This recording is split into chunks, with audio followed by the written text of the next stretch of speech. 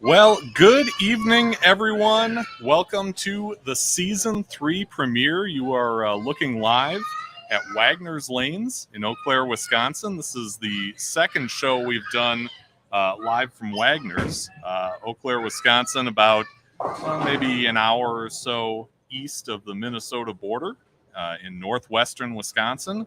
A beautiful place to live, if I do say so myself, because I've been living in this area for quite a while. Good evening, everyone.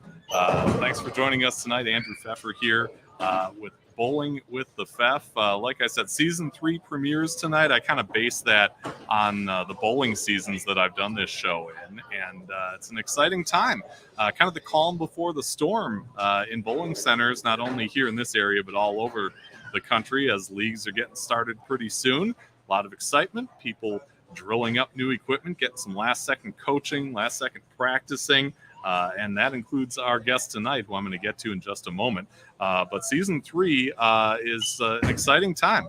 We've got guests booked out for really the next 6 weeks or so, including a PBA Hall of Famer, one of the most respected coaches in the game today, and plenty of others, some who have been challenged in off-the-sheet challenges, others who have not, but excited about getting to all of those interviews and having you along for the ride.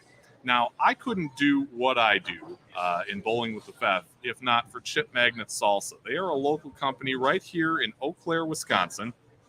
They distribute quality salsas and other food products to stores in 38 states and Canada. If you're in Eau Claire, Wisconsin, you've got a bunch of spots to find Chip Magnet. Among them, Festival Foods. You got Target, Woodman's, Hy-Vee, Eau Claire Cheese and Deli, and plenty of other stores. Chip Magnet Salsa, if it's not in your town, you can find it on the internet. You can let your fingers do the walking. ChipMagnetSalsa.com. They are ready to take your order. Get out of here with that cut rate salsa. Give this stuff a try. I guarantee you'll enjoy it. Chip Magnet Salsa, raise your snack standards, and thank you so much, Chip Magnet, for all the support you give me on this show. So let's get to our guest tonight. He is, I believe, the youngest guest ever to be on Bowling with the Pfeff, at least as a primary guest. We have had some folks have younger folks kind of, pop in, pop out. But this is one of the premier junior bowlers in the region. Don't take my word for it, though. He's a champion on the JSBT Tour, the Minnesota Junior Bowlers Tour, where he has claimed a Rookie of the Year award on both of those tours. Okay. And a WYBT title. And a WYBT title. I don't want to sell him short on that one. But let's bring him out here. We're calling this one the World Series MVP. And we have Trae Henrichsmeyer joining us live here at Wagner's tonight. Thanks for joining the show. Of course. It's a pleasure. It has been a long time coming. Trae was the guy who kept asking me if I had bowled in the MJBT reunion. I told him yes every time, because I did. I mean, if you call that kind of thing bowling, I don't. It was pretty bad. But Trae has been ripping up the scene here locally. Like I said, some junior titles worthy of someone a lot older than you, because I bowled in some of those events, and let me tell you, I didn't get even close to getting a tour title there. But welcome to Bowling with the Pfeff, and thank you for setting up here in this beautiful center. Yeah, thanks for coming out. Yeah, you bet. Now, I got to ask, is Wagner's kind of your home house, or is it just kind of one of them in this area that you I would practice say at? it's between here and Falls. I started out here when I was really little, and then I kind of transitioned over to Falls more recently, as Joe over there has been like really nice to me, like super welcoming over there Yeah. with a great staff and everything. So Yeah, Falls Bowl in Chippewa Falls, which is about, I don't know, 15 minutes north Yeah. of here. Yeah, we've seen some sweepers that you've run over there. Mhm. Tell me about kind of being not only a competitor, but also, can I call you a tournament director? yeah, so that's been kind of fun for me. So it's kind of like just my own little tournament with a bunch of local people. It's primarily a youth tournament, but adults can bowl. So it's just like everyone local. And then it's not expensive to bowl. This year we're going to add payouts, hopefully. Whereas last year was just kind of like a fun practice competition sweeper. And now this year it's going to be more of a tournament with actual payouts and everything like that. Okay. When do they start? Do we have a start date yet? I do not currently, because I'm still working on getting everything lined up with like youth scholarships and everything like that. Because we got to get that sorted out, especially with adults bowling. Sure. So we gotta get that sorted out, and then we'll go from there with the start date with Joe. Work that out. I gave it a try this past season, and let me tell you, it's fun. The shot is tough, which is great. I love that stuff. And it's just a good little tournament because it's intimate. Mhm. You can get mixed up in these tournaments that have 70, 80 guys, whatever. But this one, chances are at least one or two people on the pair, and it's just a lot of fun. And it's always a good time because it's not too expensive. It's something hard, which is you don't get to bowl on much hard stuff around here. Yeah. Usually, not very many sport patterns ever put out. Right. It's just a lot of house shots, so it's good practice as well. Yeah. So we will keep you updated on when we get a start date for that and what night it's on. It's usually on Friday nights. Friday nights, yep. And how you can get signed up if that's something you are interested in competing in. We call this episode World Series MVP. Yep. And as many of you know, if you've looked at the channel, you've seen my coverage on the PBA World Series of Bowling from Wauwatosa, Wisconsin. A big part of that coverage was Trae, because Trae was there as a spectator.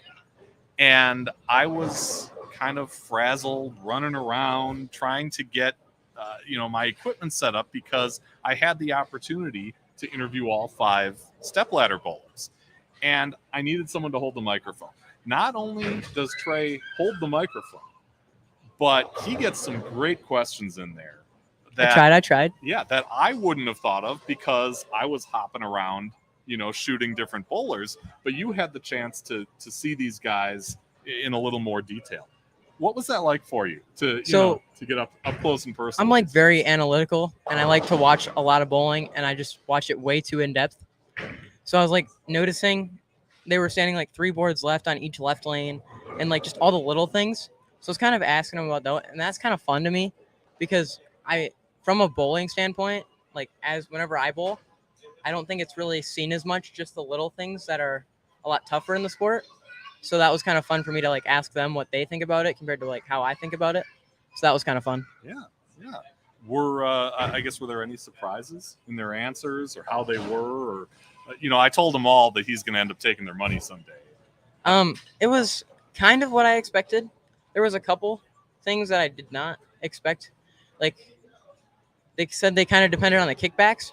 So like depending on the sidewalls, how newer they were, how much they've been bowled on, like how beat up they are, not as much like lane to lane. And they said that would affect their carry even. So they could make like board moves off that as well. I want to get into your bowling story because there's a lot to it. And I've got some material from other folks who have a lot to say to you about you, maybe to you. Both. I want to start with Tyler Chamberlain. Oh boy, here we go. Who says that your growth from a young, avid admirer of the sport to competing at some of the highest levels of play available to you at this young age has been a phenomenal sight to see. He says nothing seems to stop him in his tracks except for himself. That'll happen. Isn't that all of us, though? Yeah. I mean, others of us have lots more stuff that stops us in our tracks. But when that happens, do you feel it? Sometimes, but it's so in the moment that sometimes you're just kind of like, it just annoys you. It's especially whenever for me, a lot of people, they get fried out whenever like they throw bad shots or whatever. If I throw bad shots, it's just like, it's your own fault. Now, if I get like bad carry so it's the things that I shouldn't be getting mad about that I get mad about. Like if I throw a good shot and it doesn't hook, or just random little things that like lose a ton of pins are the things that make me like fried out the most, is probably what it is. Yeah. Okay. Fair enough. Have you always been in Eau Claire? I mean, you live here Yes. now. You bowl here now. Is this? I was born in Eau Claire as well. Okay. So I've just always been here. Okay. How about starting in bowling? How did it all start for you? My parents originally brought me bowling when I was 2, and apparently I enjoyed it so much that they kept bringing me back. And they put me in a league when I was 3 here at Wagner's, and I've just always bowled ever since and been into it. So, are there early memories from that far back? Because I can think of, just scattered pieces of when I started in the sport, and that was a long, long time ago. But I was 7. You were 2. They're very few and far between from when I was very young. I mean, maybe I can remember like a lot of them are photos that I have, so I just remember the photos, but not really when I was really young. I mean, maybe 5, 6, 7 I can remember a couple things about, but not too much. Okay. We've talked to a lot of folks who are two-handers on this show. You are a two-hander. Mm-hmm. We've talked to some who have been two-handers in the past, have switched back to using a thumb and just one-hand traditional delivery. We've talked to some who have gone the opposite. Were you always a two-hander? Never had my thumb in it. Never. Okay. Never. When I was first bowling, I couldn't pick up the bowling ball with one hand because I was so little. So I just threw it with 2, and then I just never switched out of it because I didn't really see a point, one. And then everyone else my age, I just found early success with it. So I didn't really see a point in switching. Yeah. So in those early years, did you see other two-handers along with you, or were you the only one? When I was really little, it was very, very rare. I don't think I saw barely anyone except for like little kids just throwing the ball down the lane. But I didn't really see anyone. Now I see quite a bit more of it, especially in like the teenagers and stuff like that. It's pretty common. I'd say it's almost half of the fields. So yeah, and it's certainly the case when you watch a junior event or a college event. I mean, a big portion of the field is throwing it that way. Yes. I mean, does that kind of give you some validity to what you've been kind of building up to all this time? It's like a lot of people have like assumptions that I switched over to it. Oh, it's just another one of those people. But I'm like, I've always done it this way. So it's kind of just one of those things where it's like, it is what it is. But I don't think it's that big of a deal. It's just how I throw the ball. Yeah. Yeah. And now you're one of many, and certainly using it to your advantage. Tell me about your parents. I mean, you've got to have that support from your parents early on, and you've got to have it, kind of going through a junior career. Were they both bowlers? Neither of them were. Neither of them. Okay. My brothers don't bowl. My sibling doesn't bowl. My parents don't bowl. I got my dad into bowling, actually. So now he's getting into bowling. He might start bowling tournaments soon, which will be exciting to watch. But they weren't bowlers, so I just kind of picked it up on my own, and then I just liked it, so I kept doing it. I've heard a lot of kids who kind of start growing up in the sport that way, myself included, end up kind of teaching their parents along the way. My parents were, my dad was a casual bowler. My mom didn't really do it all that much. But as I got more into it, they got more into it, and specifically in the coaching side of it. Did you see that happening in your family? Yes, especially with my dad. My mom doesn't bowl very much. Just sometimes whenever we go in open bowl, she'll bowl for fun. But my dad's actually two-handed now. And he used to just like grab a 9-pound house ball with 2 fingers and try to throw it really hard with one hand. But now he has like his own stuff, throws it 15 pounds, two-handed, lefty. So it's kind of cool to watch him like start bowling two-handed and everything. I was going to say, doesn't that make you proud that not only is he getting into the sport, but he does it the same way you do? Yeah. It's pretty cool. And then we like to give each other crap whenever we bowl. So it's always like a battle. Sure. So it's kind of fun. Yeah. Tyler mentioned that both of your parents, being avid supporters, have what he says taken sacrifices across no ends for you to continue your path in the sport. I know that's important for a lot of people. It's important for me, in my junior career. But in the moment, I guess, are you able to kind of recognize that that's happening and And I don't know. Thank your lucky stars that they're doing that. Very much so in the recent years. My dad has always worked on the road. Like he's in Grand Rapids right now. He does directional drilling and things like that. So he always works on the road. So we don't get to see him very often. But my mom, she has very flexible hours now. Like she has her own little business. So she can like work whenever she wants. So we can travel to all these things and everything. I mean, my mom especially travels me everywhere. And my dad is always working on the road. So. Okay. Do you know Brock Hoagland? Brock Hoagland? Let's go. He's calling you the house hack at Wagner's. Yeah, I agree. Even though I have never shot 300 on house. I don't think. Really? I don't think so. Okay. But, that's just a typical Brock comment. Just never credits you to be a good bowler. But that's all right. I would say that I love Wagner's house shot. We just got a new one. Yeah. Yeah, just put out for the first time like an hour ago. And it's even more walled than it was before. And it was already very, very walled. Yeah, that's for sure. Yeah.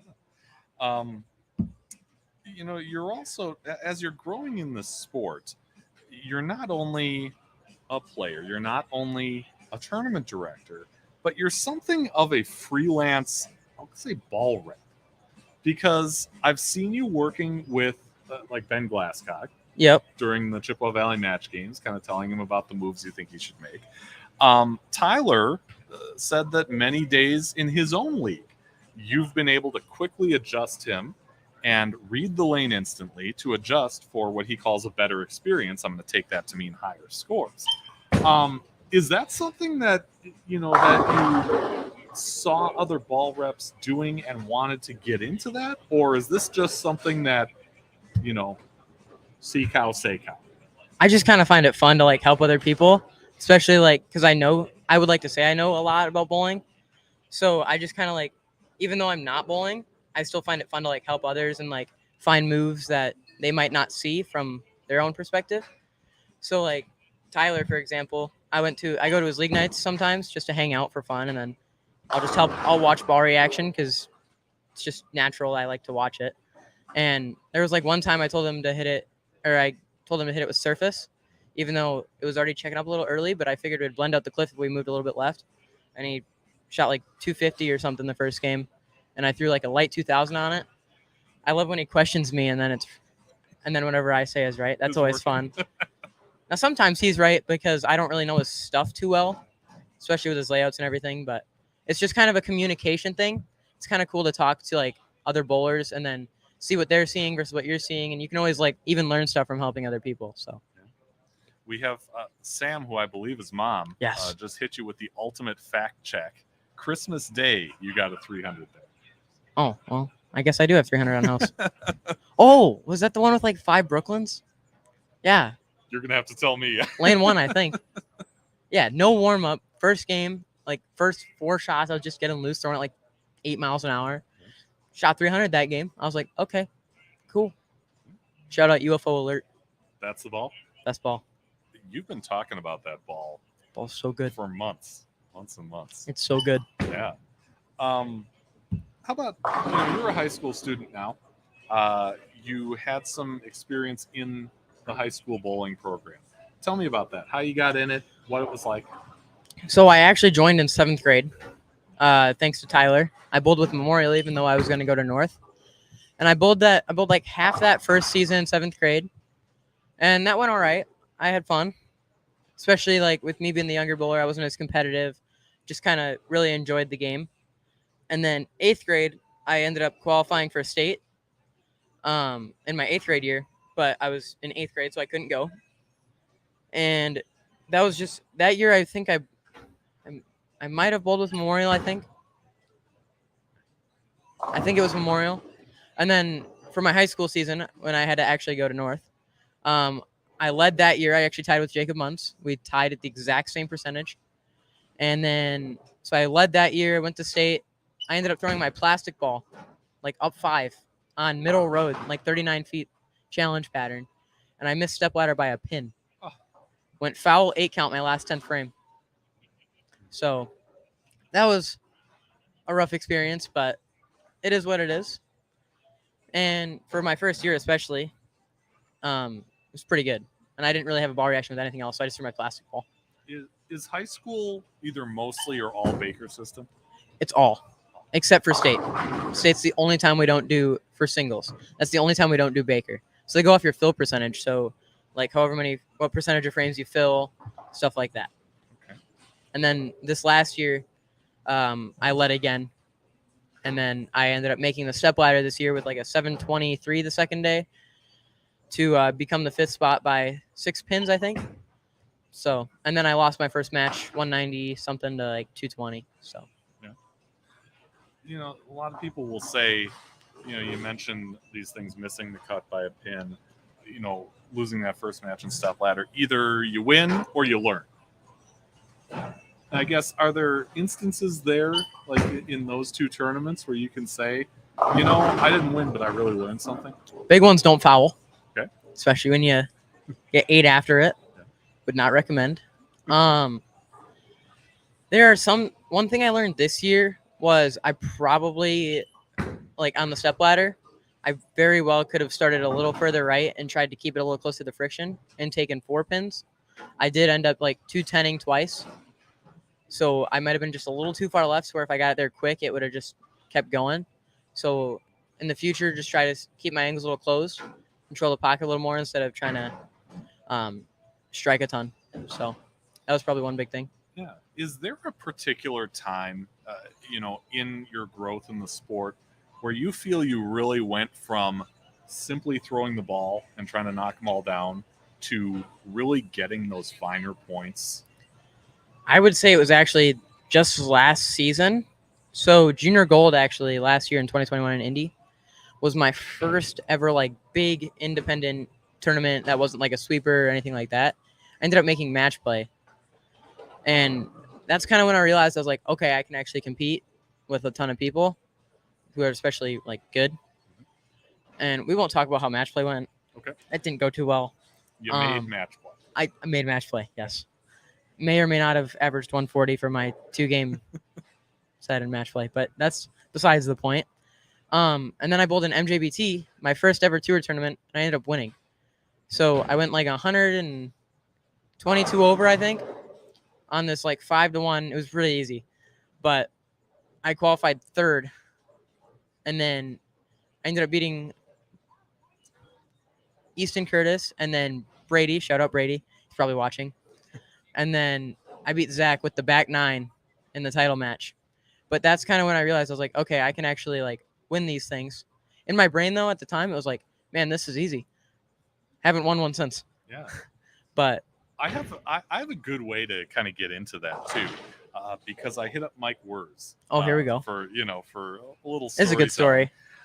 Mike is a fantastic bowler, and probably the best in this area on the adult level. Yet when he starts telling stories, you start to wonder if he's a better storyteller than he is a bowler. That's very true. Mike, you need to come on the show, buddy. You've been challenged a couple times. So Mike talks about last summer when he says he was practicing here, and a couple lanes over, he says he sees some kids throwing 2-handed. One of them has a 5-bagger. He says, not bad, I thought. Then he left the 10-pin. So he says, I thought, okay, we'll see what this character is made of. He picked it up with no problem, and he said that impressed him more than the 5-bagger. He went over to talk to him, you, and asked you how old you were. You were 15 at the time. And he responded, holy, or at least maybe that was in his inner monologue. He also said that you had what he called the cocky, confident look that you need to have if you're going to win anything at all. So he said he just looked at you and smiled and said, you have no idea who I am or why you should listen to me, but I've got some advice for you. He says that, 1, you're going to shoot a lot of big scores and win a lot of tournaments. Have fun with it, but be a good person. 2, you are who you hang around with, so be careful who you hang around with and who you listen to. And 3, you need to get out of Eau Claire and go over to the Twin Cities and pick a big fight. Ever hear of the MJBT? And he says 2 months later, he bowls his first MJBT and wins it. And he says, are you kidding me? Yeah. You know, I have a funny story with that too. I went home and I ended up talking to my mom. Yeah, some guy he started saying he was in all these things, and I was just like, I don't know if I believe him. And then I ended up going to Tyler's league, like we were saying, and then he was over there, and then Tyler was telling me about him. I'm like, so he wasn't lying. Oh no. Yeah, no. But yeah.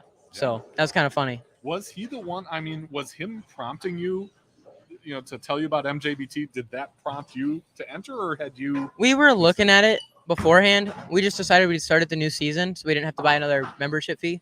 Okay. Because it was like the last 2 events, and then we would have had to buy another membership fee right away. So we just waited until the new season, and then he brought that up as well. So just kind of correlation there, just kind of those 2 things, and then we ended up going bowling, and then I won, and then so it's just kind of like this cool chain of events that all kind of led up to it. Brandon Cryer, who I need to work with to Carrie. Get on an episode, says Carrie. Yes, indeed. That happens a lot here at Wagner's. Is there any inside joke there as far as MJBT? Or We just like to yell Carrie. Just yell Carrie? It's just kind of fun. Jim wants to know how the house shot is. He was here a bit ago. Too easy. Too easy? Not like in the arrogant way, but like literally, if there's not multiple 250 averages here, 250 averages, I'd expect at least 3. It's very, very wide open. So it used to be kind of cliffed. It was 43 feet. And I was just told it's 44 feet, not 41 now. So now it's 44. And it's a lot more blendy. So like if you get it right, it still pushes to the end of the pattern. And then it like flies back off of it instead of hooking in a different spot, which will make it a lot more attackable for especially straighter down and in players, as well as like me where I like to hook it. It'll open up the lane a lot more. Okay. You want to give it a shot and kind of show us? We're looking at, what is that, 13 and 14 right now. I'm a little stiff, so this might be bad. That's okay.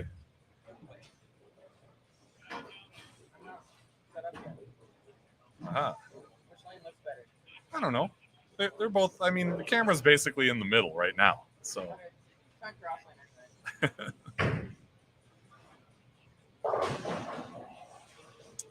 And Jim says, wow, by the way. The things he said. And Brock says Kingpin Gold. Shout out Brandon. Kingpin Gold, baby. So you got a Nova there, right? Yes. Yeah, okay. Pin down.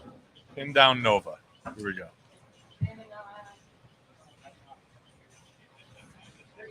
32. Okay. He's starting at 32.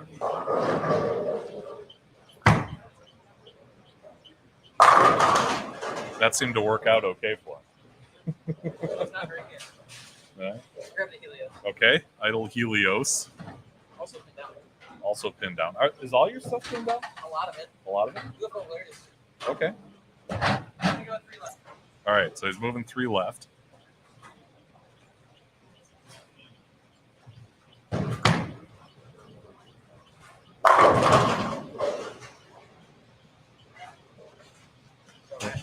Brock says no UFO.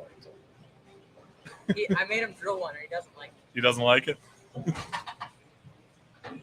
Everyone bully him in the comments to give it to me. He was asking if I had one before the show, that I'd sell him. I've never thrown one. Jim wants to know, was that the UFO? No, that was the Helios. That was the Helios. Yeah. So now he's got the UFO going.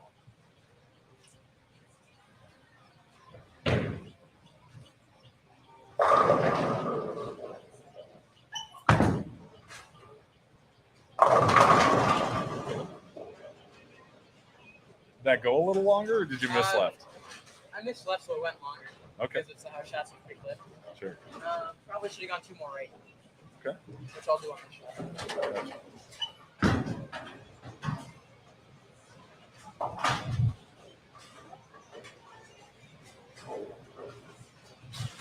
While he's getting ready for this next shot, I do want to remind you that typically I've got a bowling pin in the background that's signed by Jason Belmonte and Jesper Svensson, Kyle Troop. That is a product of the Coach K Scholarship. You can find out more about it by going to bit.ly/Coach K Scholarship. It is case sensitive, so make sure you capitalize the C in Coach, the K in the middle, and the S in Scholarship when you David's just threw a access. sick messenger. Yeah. Oh.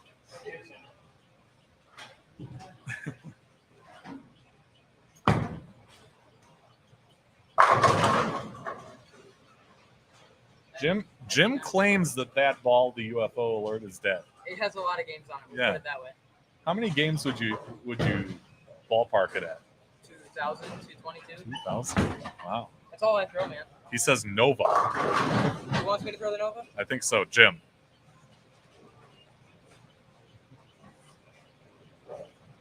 I got you. I'm pretty sure this is the first time we've actually got to see one of our guests bowl live on the show. I wish we could do this more. Right now, You would throw the Nova? Okay.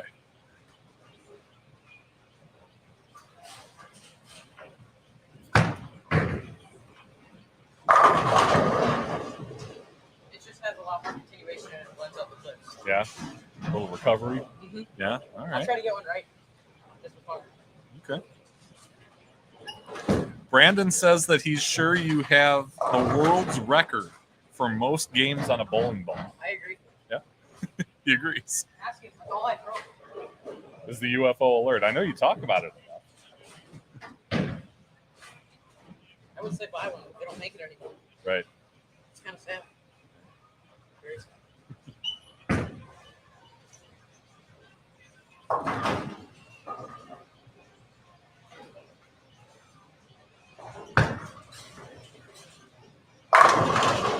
Yeah. I was like 4 more right down lane and it still got back. 4 more right down lane. Okay. Jim called the last one crushed. Sam says that she agrees with Brandon. Brock says Trae can't carry me in a double. Oh, in I a double. cannot. No. We pulled once. And We pulled once. once. I'm gonna try something. Yeah. Here, come on back over so we can hear you. And Jim gave you the laughing emojis. Yes. But Hey, Brandon, how's the Kingpin Gold looking? I'm excited to get it. is that the? So this is a funny story. Brandon has wanted to drill his dad's Kingpin Gold that he had Okay. for a long time. And I offered to trade my dark web that I got for free from the Youth Open in a drawing to John for like something. And he offered up the Kingpin Gold. Wouldn't let Brandon drill it and then just offered it to me for a trade. And I picked it. Now it's my new ball. Now it's your new ball. Have you drilled it yet? No, I don't even have it yet. Oh, you don't have it yet. Okay. Brandon? Coming soon. Yes. That's the Don't next draw on it, Brandon. So, back to the MJBT that we were talking about. I got a hold of Darren Hansen and asked him if there was anything that surprised him about you, kind of seeing you like this. He said that he was actually surprised that you had some basic / entry-level bowling shoes, but that you didn't show up with an entry-level game. So he also, I also asked him if you were the youngest to ever win, because I bowled a lot of those things. I bowled until I was in college. I never got a sniff of the winner's circle. He said he can't confirm if he was the youngest ever, doesn't have your full date of birth info, but you have to be close. And I would agree. I haven't seen a lot of, kids 15, 16, even 17 win these.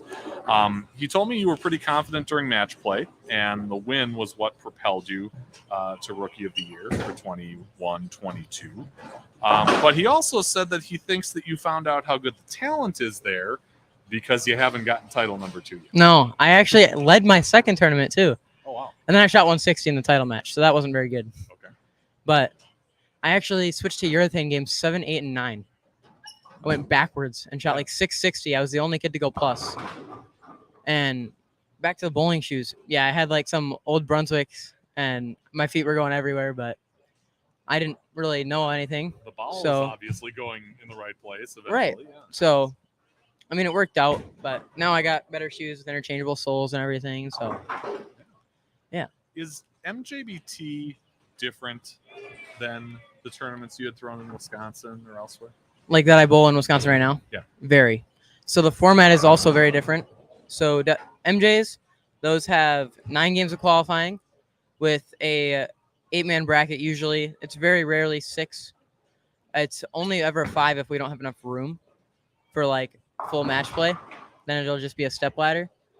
Now if it's 6, it's the bottom 3 go to a 3-man match high man moves on to like a modified step ladder.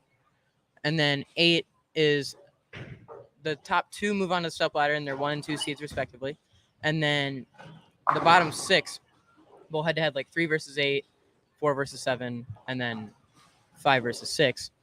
But they bowl head to head and then go on to the 3-man match. And then it's just that modified step ladder again, but with top 2.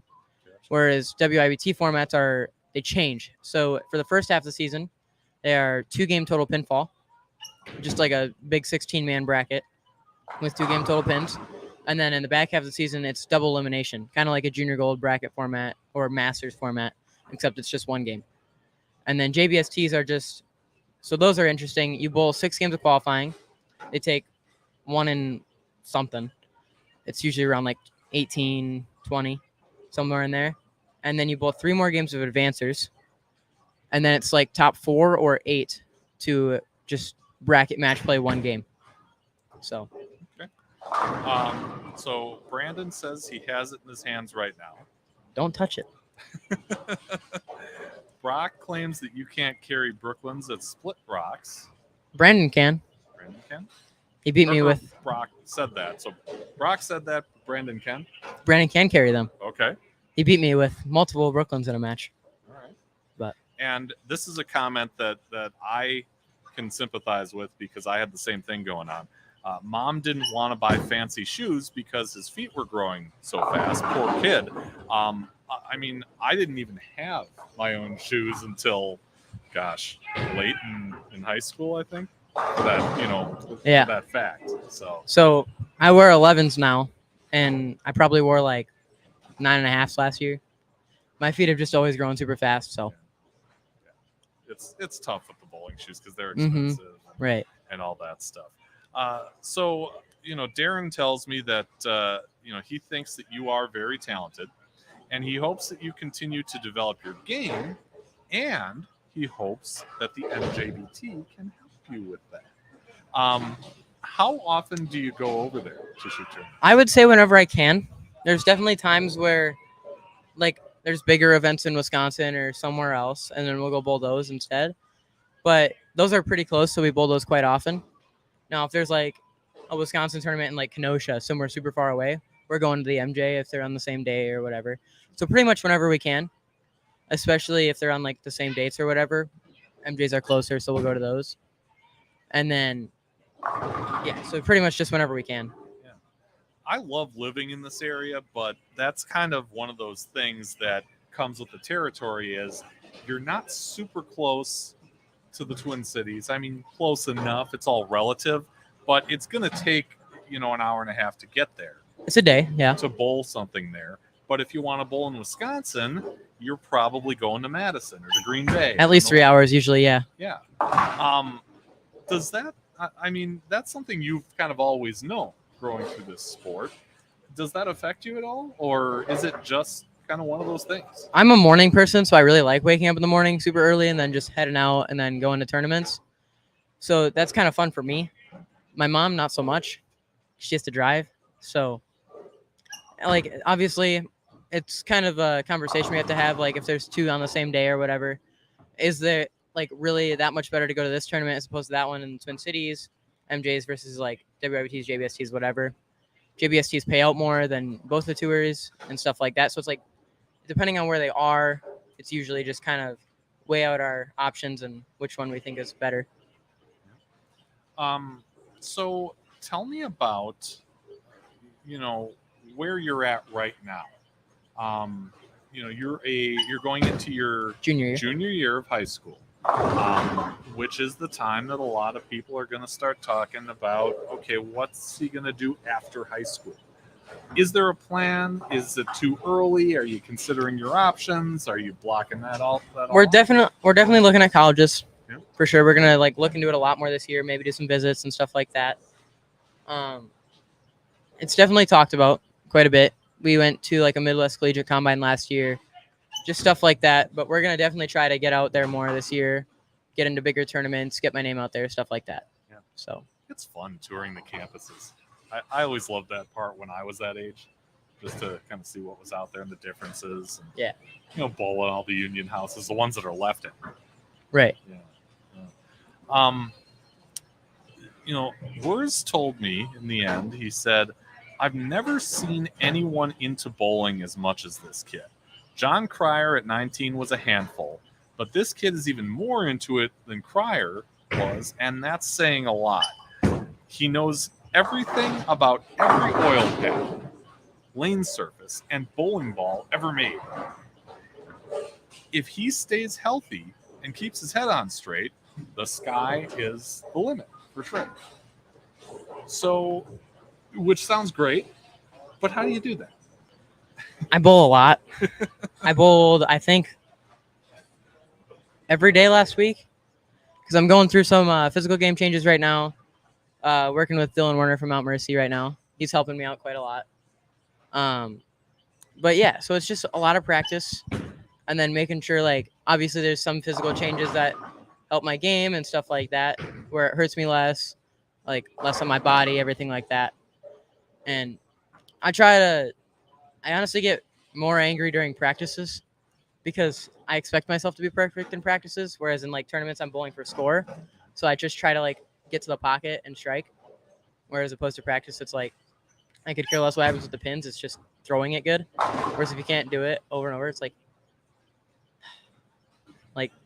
then it just means you got to practice more and more and more, which is fine. But obviously, the faster you get it, the better. But it's always a work in progress and always changing, especially with me growing a ton. So, who would you say you look up to the most? I mean, obviously the parents are there. You said you're working with Dylan. There are coaches abound, but I mean, either in the sense of a local, an amateur, a professional, who's the guy or lady that really kind of you try to either model things after or really are inspired by? I don't really like get behind like looking up to people like pros. I'm not going to be like, oh my gosh, it's them. I'll just be like, that's kind of cool. Like they're good at the game, Like I'll definitely like watch videos of people, a lot of just majority things, the common things. I don't like to like base my game off of other people's games because it's kind of my own game. So I just try to base like common areas off of like things that everyone does into my own game, and I try to like implement them. I wouldn't really say I like look up to anyone in particular. I use my resources as much as I can, like videos and stuff like that, but I wouldn't really say I like anyone. I'm just like I want to copy and paste that really at all. Okay. If that makes any sense. Sure. Yeah, it does. And again, Tyler says, I've seen Trae in the lowest of lows in competition and the highest of highs. The kid will go far, and I expect him to join the tour and Team USA at breakneck speeds. That's the goal. That's a high platform. I mean, could you see yourself in a perfect world doing things like PBA Tour, Team USA? For sure. That's always actually ever since I was a little kid in preschool on my All About Me poster from like Star of the Week or whatever I wanted to be when I grew up was a PBA bowler. So it's always been that. So it's still the same. Cool. So how about this season? How much are you bowling? You talked about the tournaments, but are there leagues? Are there, is it just practice? Lots of practice and tournaments mainly. We'll be going down to Kansas in about 2 weeks for an SYC, and then Iowa sometime in the near future for another tournament. And I might be bowling league. It's going to be tough to make it because we're always gone for tournaments and things on the weekends because we don't have like weekday leagues here or anything like that. So it's kind of tough to make leagues, but I'll probably bowl league at Falls this year with a couple of my buddies. So just a lot of tournaments and a lot of practice. When we've done these shows in the past, and I should let me get this comment in. Brock wants to know Team USA trials next year. I'm hoping to. Yeah. It's a big trip, but I don't know. It's something we've definitely talked about at home. I'm really hoping to. I've been told like even if you don't make the team or bowl very good, you learn a lot about how other people like adults play the lanes, and like pros are all there. So it's kind of cool to see how everyone like collectively knows what they're doing, because it's not really just a local, like if you're going there because obviously you want to make Team USA. So I'd hope like most people have an idea of what they're doing at least. So, and there's like, I've been told there's a lot of like, everyone understands that it's supposed to be hard, whereas it's not like well, what the heck? It's why is my ball hooking? Or why didn't it hook off the one board? Yeah. So it's kind of just like you learn a lot about where everyone, like lane play with adults and everything like that. So Okay. As I was kind of saying on this show, we go off the sheet with people by asking them to challenge somebody else. Doesn't have to be the greatest bowler in the world, but someone who's passionate about the sport and has a unique story to tell. And I don't want to make you the exception. So, Trae Henrichsmeyer, who would you like to challenge to Brock. be on a future episode? Brock, I want to see you on here because he buys every bowling ball ever. Okay. So that'd be fun to like hear about why he buys bowling balls. Mainly probably just 'cause he wants. And he kind of hangs out with the youth kids a lot, which is kind of fun. I mean, he's still youth eligible, but he bowls a lot of adult stuff, and he's bowled quite a few things. I want to see him on here, and then Mike better get on here too. Yeah, Mike definitely better get on here. It looks like, and Brandon says, "Oh no." I don't know if that was in reference to Brock or to Mike or. What was the reference, Brandon? Yeah, maybe you can tell us before we get out of here. Let me let you know that coming up this next Tuesday is our next episode. We're bringing on Ron Vokes, and if you're not familiar with Ron in 2009 was an Eagle winner at the Open Championships. Shot 23-21 with an 857 in singles. He won for all events. The 857 was almost enough for singles. I think somebody shot 862. But he'll be on. He'll talk about his bowling story. He was challenged by Bruce Torbeck, so the web grows, bigger and bigger. Brock says bet, and Brandon says Brock. So, oh no. That will be a fun show to watch. Oh, yes. That'll be fun to watch. Great. Well, Brock, if you don't know where to find me, I'm on Facebook. You can direct message me there or email bowlingwiththefef@yahoo.com. I'd be happy to get you on the show, talk with you about your bowling story, and kind of give you the microphone and let you talk about Trae a little bit since he's done enough of the talking about you. Trae, it's been an honor. Thank you so much for coming on. Thank you for having me. And suggesting that we do it here because this is awesome. I love doing these live shows.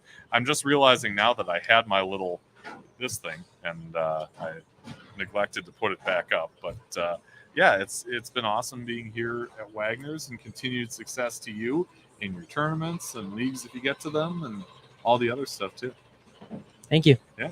And like I said, we'll try and get you the information on the sweepers once they become going. And before we go, you do have a YouTube channel too. I do. Trae Henrichsmeyer on YouTube. So I just vlog like a ton of like tournaments that we bowl. I'll be vlogging SYC hopefully coming up in a couple weeks in Kansas. So I just kind of like vlog what we do. It's a lot of bowling, not a lot of like hanging out stuff, which is a lot of other bowling vlogs, but it's a lot of bowling and just kind of a lot of fun and like videoing our tournaments, and it's just kind of fun to go back and watch them. Yeah. So, and it's great content too. It's really cool to get your perspective on some of those things. I saw the one that you recently did on the Garden Center in the Midwest. Yeah. Man, I never scored at that place, but this was a long scores long were time low ago, and different lanes. Scores were low. Were they? It's the original lane surface is still there actually. Is it? Yeah. Wow. They hook a lot. Okay. Yeah, I mean 60 over was in third for 6 games. Wow. It was fun. Okay. So Brock says he'll message me. Great. I look forward to receiving that. Jim says good show, gentlemen. That's great too.